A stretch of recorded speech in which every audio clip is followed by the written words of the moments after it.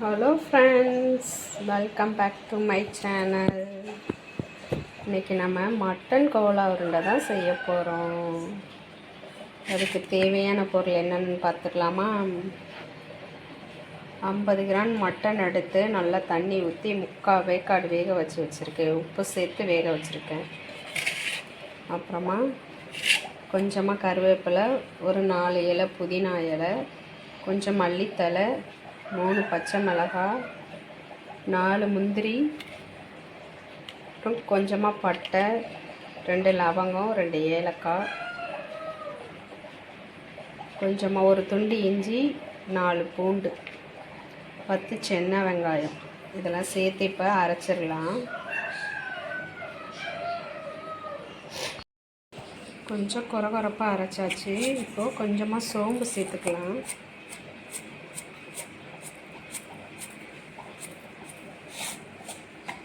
ஒரு ஸ்பூன் அளவு சேர்த்துக்கலாம். இப்போ நல்லா ஃபைன் பேஸ்ட் அரைச்சிடலாம். இப்போது புதினா, மல்லி, இஞ்சி, பூண்டு, முந்திரி எல்லாத்தையும் அரைச்சி எடுத்தாச்சு. இப்போது மட்டனை லைட்டாக அரைச்சிக்கிடலாம். மட்டன் 80% நல்லா வெந்துருச்சு உப்பு போட்டு. இப்போ இதை அரைச்சி எடுத்துடலாம்.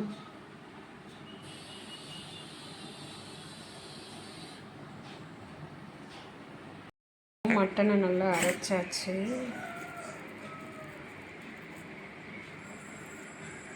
இந்த பதத்துக்கு நல்லா அரைச்சிக்கோங்க. இப்போ இது கூட சேர்த்துடலாம்.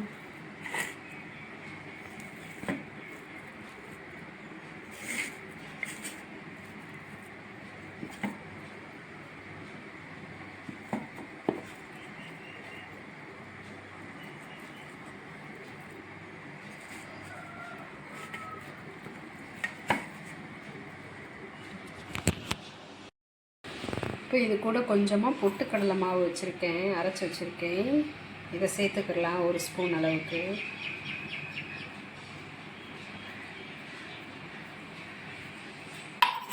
போதும். இப்போ உப்பு இருக்கான்னு பார்த்து செக் பண்ணிவிட்டு உப்பு சேர்த்து நல்லா பிசைஞ்சு உருட்டிடலாம்.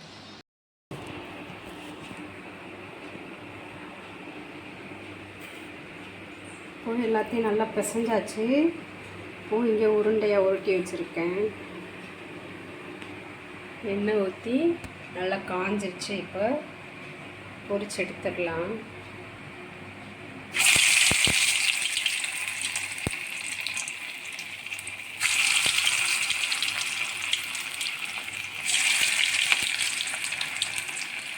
அடுப்பை சிம்மில் வச்சுக்கோங்க.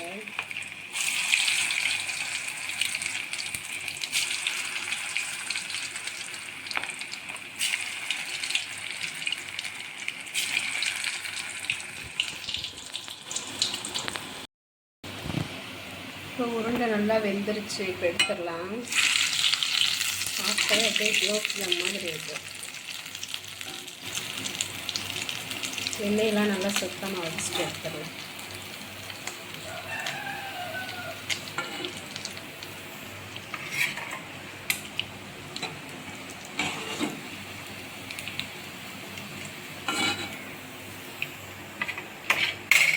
இந்த மாதிரி அடுத்ததெல்லாம் போட்டு பிடிச்சிடலாம்.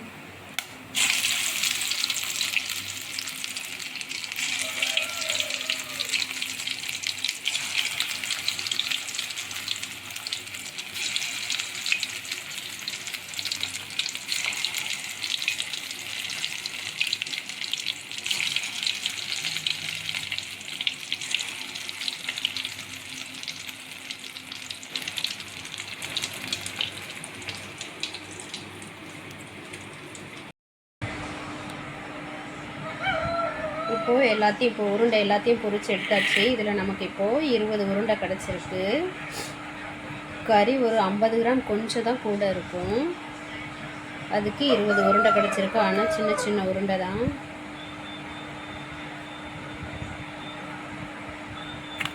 கோலா உருண்டை ரெடி.